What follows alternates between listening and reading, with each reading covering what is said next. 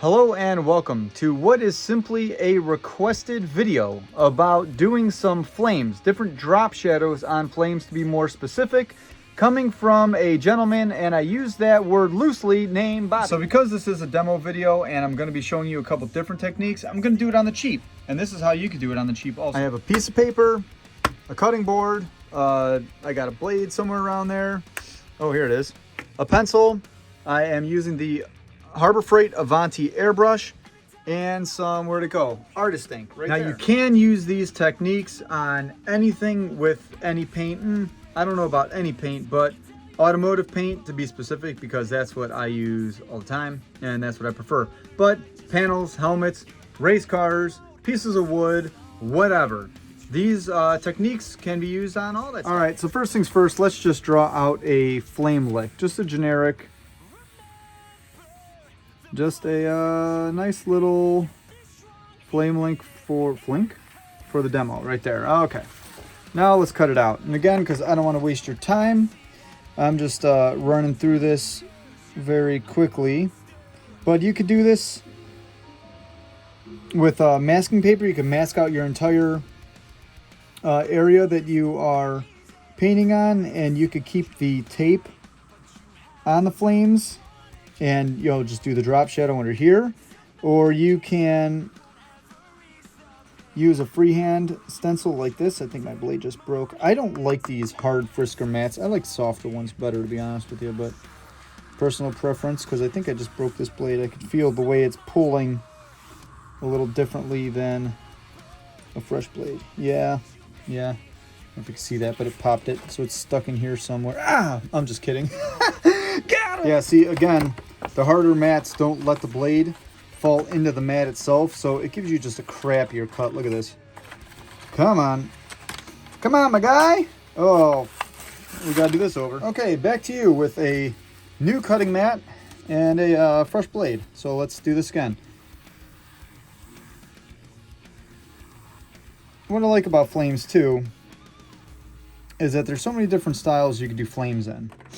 There's old school flames, new school flames, you got chopper flames, you got more like just like a Harley flame, a standard Harley flame, which is kind of like this, or this flame should be a little bit closer together, but that's okay. Fat flames, thin flames, wispy flames, real fire. So many different ways you can do flames, and I love each and every style. So flames to me just never get old.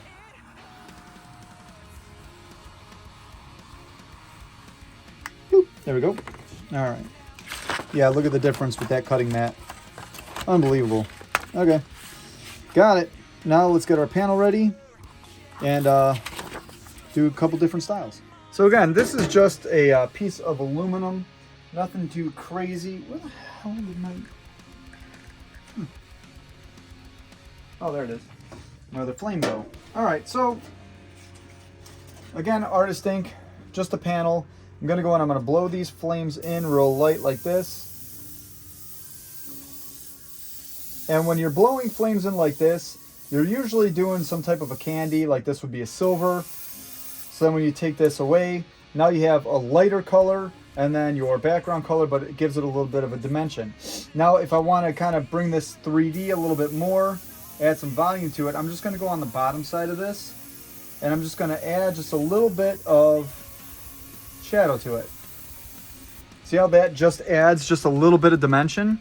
Now let's do another one where we're going to use a colored flame. So the whole middle bit of this would be a different color.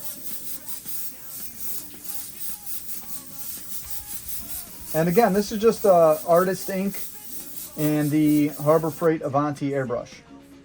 So it's really good to practice with stuff like this, just for getting your ideas down, cheaply. You're not using, DBC or whatever PPG that could get expensive just for practicing. But now I'm gonna go on the inside of this flame and I'm just gonna add a drop shadow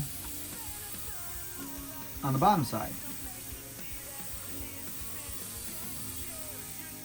Like that. So now that makes that flame stand out a little bit more. The same rules apply also if you're doing something vertical.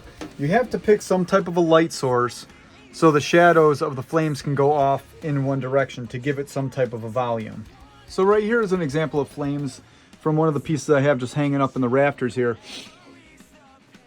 Red and black flames, and then what I did is I low lighted and highlighted to give the flames almost like a 3D look completely. So top side, so my light source is coming from down here. Top part would be white, and the bottom part would be black with that little gap in between. Almost gives it like an embossed look when it's cleared. Super duper cool. Now I can also go inside here and add a little bit of white if I want, but I'm gonna leave that just like it is because it looks pretty stinking neat. And the last common ways are simply to have your color and a shadow literally just underneath it. Oh man, this thing's wobbly. Oh boy, it's falling. Come on now. Keep it together, man. So if you're doing black flames on black or something, come on. What? Why is this thing so unstable all of a sudden? Hold on. Wanna play games? We'll play games. I'll tape you down. Okay. So the last one is, let's start over down here. Last one is simply just these flames like this again, just like a graphic color or something. And you're going to go and you're going to put your drop shadow literally right underneath the flame, no gap whatsoever. But when you do that, I suggest pinstriping the edges or else it just kind of looks funny. So see how I have this little gap here? You can get away with not outlining this if your lines are clean enough. But if you're doing something like this and you're going right underneath the line of the flame, I suggest you doing some type of pinstripe edge along that. Just to clean up the edges a little bit more, give it some definition, and really set it off. Kind of like on this skateboard here that I got a little bit of clear checking on, so that's cool. I made another one and delivered that because this one got screwed up. But you see how I shaded all the outsides, but it would look a lot better if that pinstripe was more defined. So that is what I'm talking about when it comes to that one right there.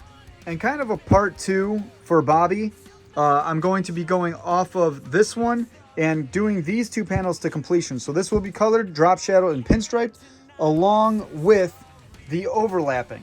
So I'm going to prep these panels again. I'm going to redo the flames. I'm going to put a color on them, and we are going to be finishing these panels. These were from the Finish Masters Hoodmaster flame demo that I did a couple months ago. So these will be fun to do. So follow, subscribe, and all that, whatever other creators say on the YouTubes, because you're not going to want to miss these. So I hope that helped just kind of simply answer a couple flame questions as far as drop shadows. Again, I'm really looking forward to doing these two panels to completion because I've been meaning to for a long time, and this gives me the excuse to do it. So I hope you learned something. I hope it helped. If you have any other questions, please throw it down in the comment section, whether here or on TikTok or Instagram. Tom Hudach, Hudach. You can find me over there. And have a good one.